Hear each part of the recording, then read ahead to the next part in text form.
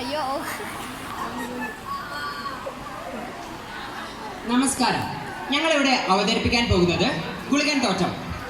കോഴിക്കോട് മലപ്പുറം ജില്ലകളിലെ ചില ഭാഗങ്ങളിൽ പുലി സമുദായക്കാരുടെ കാവുകളിൽ തങ്ങളുടെ ഇഷ്ടദേവനായ ഗുളികൻ തമ്പുരാനി ദൈവലോകത്തു നിന്നും പാടിയിറക്കി കാവുകളിൽ കുടിയിരുത്തുന്നതാണ് ഇതിൻ്റെ ഇതിവൃത്തം. ഞങ്ങളിവിടെ ഉപയോഗിക്കുന്ന വാദ്യോപകരണങ്ങൾ ഇലത്താളം, തുടി, വടിച്ചിലമ്പ്. ഞങ്ങൾ ആരംഭിക്കട്ടെ.